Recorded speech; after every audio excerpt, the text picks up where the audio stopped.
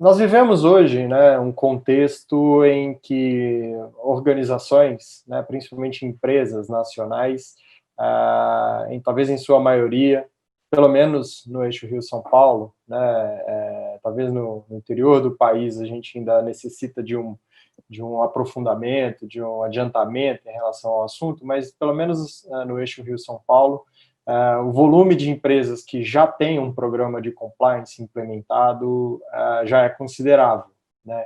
E, sem dúvida nenhuma, avaliar a existência de todos os requisitos formais de um programa de compliance e, principalmente, né, a efetividade, a aderência em relação a todos os controles que foram implementados é, sem dúvida nenhuma, fundamental. Seja para avaliar se efetivamente os controles existem, para avaliar se esses controles são efetivos, seja para medir a cultura de ética e integridade da organização, seja para propor a melhoria contínua, a evolução necessária para o programa de compliance. Então, falar do tema de auditoria talvez contextualizar o momento de muitas empresas, muitas organizações que já têm os seus programas implementados. Mas eu queria fazer, antes de uma análise, uma abordagem mais prática, um resgate técnico formal dos requisitos de um programa de compliance efetivo. A legislação americana, ela se adiantou muito em relação à legislação global, principalmente no enfrentamento de atos de corrupção à administração pública, né, atos lesivos à administração pública, sobretudo à administração pública estrangeira. Nesse ponto aqui eu me refiro à lei americana, o FCPA, que é de 1977, né, é a legislação brasileira anticorrupção, é apenas de 2013. Então, a referência em termos formais de programas de compliance, sem dúvida nenhuma, partem da legislação americana.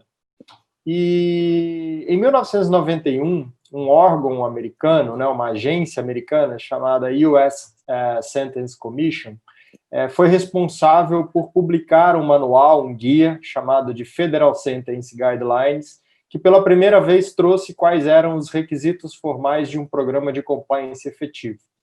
E nesse guia, nesse manual, que ele é atualizado quase que anualmente por essa agência americana, ali dispõe-se quais são, então, todos aqueles mecanismos, né, aqueles requisitos que devem fazer parte, que devem compor um programa de compliance efetivo.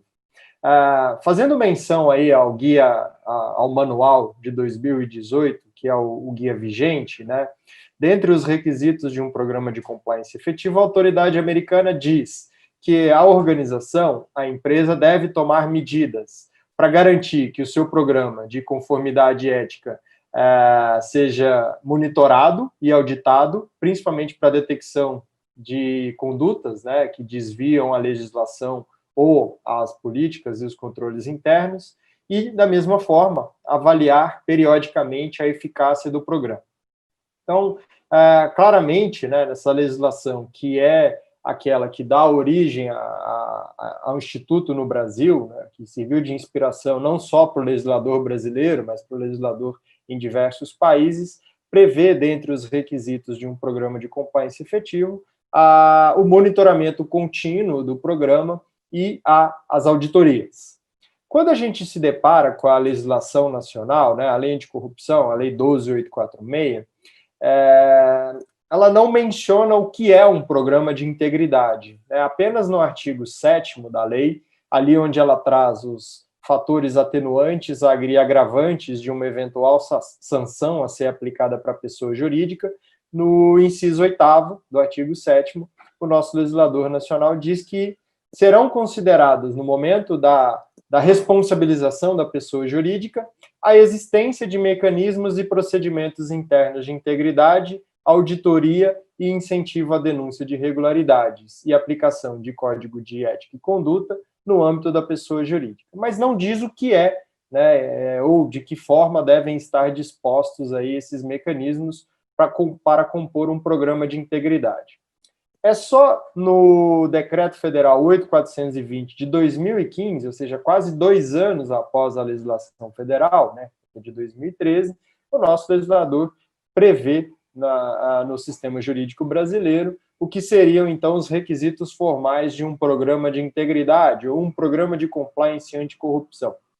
E lá, o nosso legislador, no artigo 42 do Decreto 8.420, traz 16 requisitos formais, dentre eles comprometimento da alta administração, como a Malu muito bem ventilou anteriormente, treinamento e comunicação que será abordado pela Bruna. Então, são vários os requisitos formais, mas lá no inciso 15, o nosso legislador diz o seguinte, é requisito do programa o monitoramento contínuo, visando o seu aperfeiçoamento na prevenção, detecção e combate à ocorrência de atos lesivos previstos na lei de corrupção. Então, de forma geral, para que um programa seja considerado efetivo, ele tem que ter todos esses requisitos formais e insurge aí a importância do cumprimento dessa observação. Mas vejam bem, nós temos aqui um contraponto. Na lei 12.846, na lei anticorrupção, o legislador fala em mecanismos de auditoria. E na regulamentação, no decreto 8.420, o legislador fala em monitoramento contínuo. E o primeiro ponto que eu trago de discussão, reflexão aqui, é qual é a distinção, qual é a diferença entre o monitoramento e a auditoria, do ponto de vista de ferramenta, mecanismo ou requisito formal do programa de compliance. E aí eu tentei separar aqui pelo menos 3 características que diferem os dois institutos. Do ponto de vista temporal, o monitoramento, como o próprio decreto diz, ele é contínuo, ou seja, ele não tem começo e meio fim, ele acontece de forma constante. Já a auditoria, como todos sabem, ela é periódica. A auditoria ela vive de ciclos, que são ciclos anuais, bianuais, trianuais, enfim, depende muito das regras do jogo de cada empresa, de cada organização. Então, esse seria um primeiro ponto de distinção entre os dois institutos. O segundo é que o monitoramento contínuo, ele deve avaliar todos os processos ou todos os requisitos formais do programa de compliance. Daí a importância de eu estabelecer mecanismos ou indicadores de performance para cada um dos pilares do programa de compliance, para que eu possa avaliar e medir de forma contínua, de forma constante, o funcionamento. Então, por exemplo, em relação ao código de conduta, eu preciso avaliar se o código ele é constantemente atualizado, eu preciso avaliar se o código foi comunicado às pessoas, ao público-alvo, se as pessoas foram capacitadas em relação às disposições do código, e por aí vai. São todos indicadores que conseguiríamos medir aí a existência e a efetividade do código de conduta como um dos requisitos do programa de compliance. De forma geral, então, o monitoramento ele vai passar por todos esses requisitos formais dos pilares do programa de compliance. Já a auditoria, como ela vive de ciclos, ela faz uma abordagem por amostragem. Então, ela olha processos de forma aleatória, ela não vai olhar o todo, ela vai separar ali algumas amostras, algumas partes, para que sejam, então, ali avaliadas durante o ciclo de auditoria. E a última diferença entre os dois institutos é que o monitoramento contínuo acaba sendo uma missão, uma responsabilidade do próprio compliance officer, do time de compliance ou da área de compliance da organização.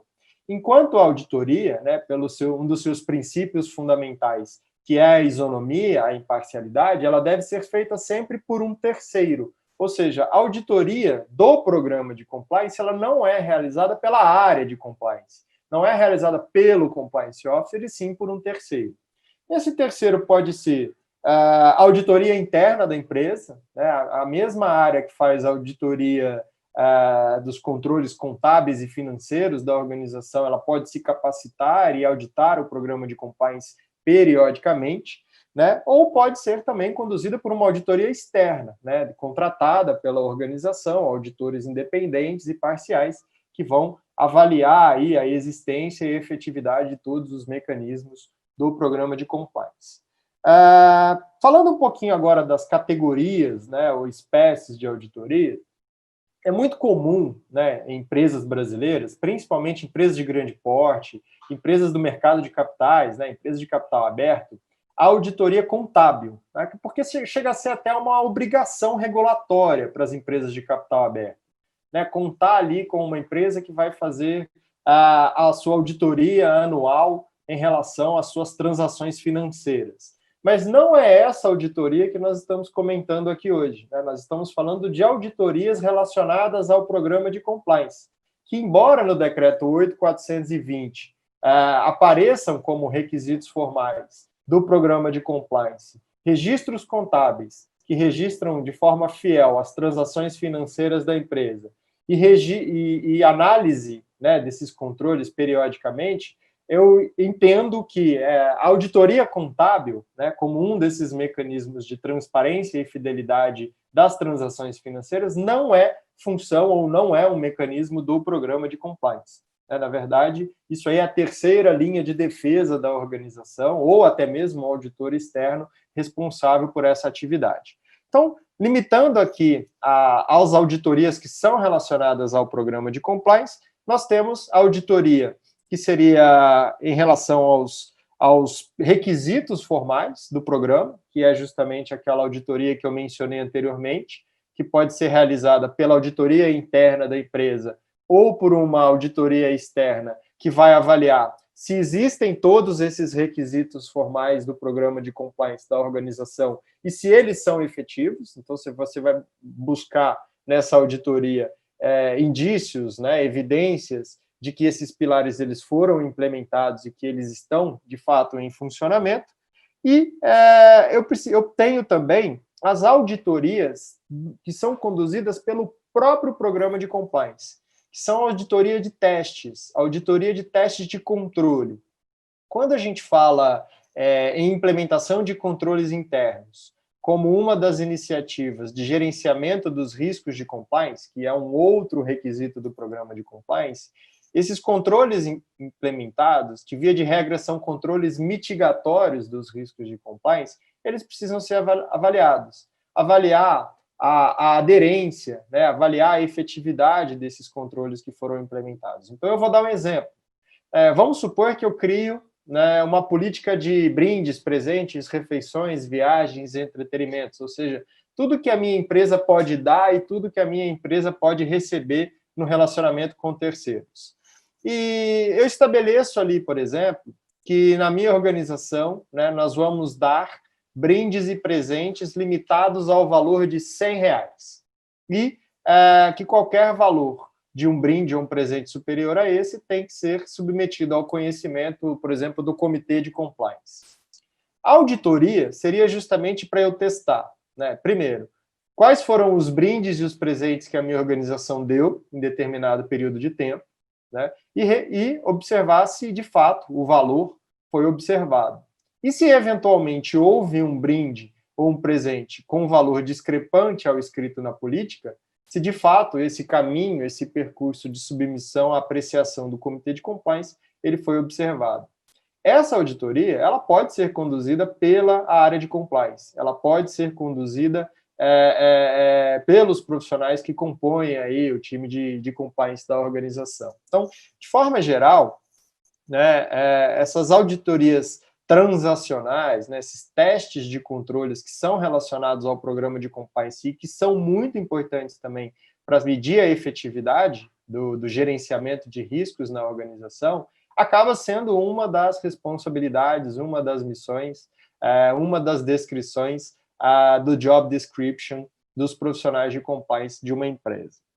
E já caminhando para o final, né, porque a gente tem que ficar atento aqui ao tempo que nos foi disposto, existe também uma avaliação ou uma auditoria do programa de compliance que pode ser conduzida pelas autoridades, né? Nós temos aqui como palestrante do nosso evento o Henrique Ziller, que é controlador do Estado, né, que regulamentou a lei anticorrupção no âmbito do Estado de Goiás e que trouxe, né, dentre outras competências, para o órgão de controle interno, a possibilidade de instaurar um processo de responsabilização na esfera administrativa contra pessoas jurídicas que pratiquem os atos lesivos previstos na lei anticorrupção contra a administração pública estadual, principalmente o Poder Executivo. E, eventualmente, então, ele pode, por meio, provavelmente, de sua corregedoria, né, instaurar esses processos administrativos contra empresas, contra pessoas jurídicas. Mas dentro desse processo, né, além da sua defesa no processo administrativo usual, que muito provavelmente a empresa vai usar um advogado competente, né, como é o nosso amigo Rafael Lara, eventualmente ela pode levantar como tese de defesa a existência de um programa de compliance, porque ele é um fator de redução, né, de diminuição da multa, da responsabilização, da sanção que pode ser aplicada pelo Estado. E o órgão da administração pública processante pode realizar uma avaliação, né, uma auditoria no programa de compliance da empresa processada para avaliar se os requisitos existem, né, se os requisitos formais foram observados e se eles são efetivos. E se a empresa obter uma nota máxima nessa auditoria, ela teria uma atenuante de até 4% do seu faturamento bruto, né, na multa que pode chegar até 20% do faturamento bruto da empresa, né, no exercício anterior aí à instauração do processo. Então, há também essa auditoria que pode ser conduzida aí pelo controle interno, né, dos órgãos aí de fiscalização e controle a nível municipal, estadual e federal. Eu utilizei aqui como exemplo apenas a Controladoria do Estado de Goiás. E, por fim, né, podemos falar das auditorias ISO. Né? Existem aí as normas ISO, né, que são estándares globais de referência.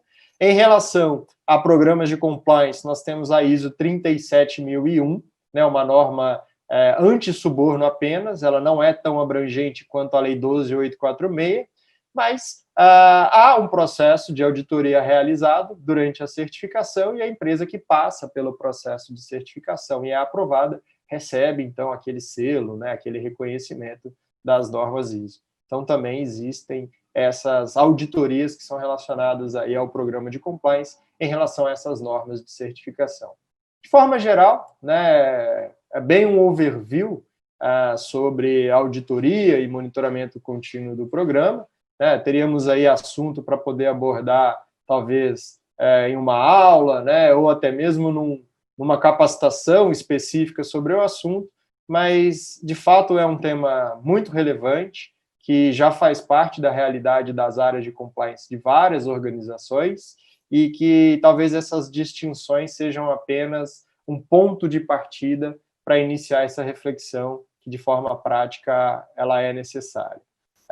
Agradeço, mais uma vez, a oportunidade de estar com todos vocês. Infelizmente, eu não posso ficar até o final, então já vou apresentar aqui minha justificativa de ausência. Eu tenho uma aula logo na sequência, mas desejo a todos aí um bom evento e, principalmente, aqueles que vão me suceder aí com as suas falas, que possam aí abrilhantar os nossos presentes com as suas experiências, seja elas do ponto de vista teórico, seja elas do ponto de vista empírico, porque essas discussões de assuntos relacionados a compliance são fundamentais para a construção dessa ciência que é o compliance hoje, quase que autônoma de todas as demais. Um abraço a todos, boa capacitação, bom evento, e aos nossos colegas advogados e advogadas, desejo aí um feliz dia. Um abraço.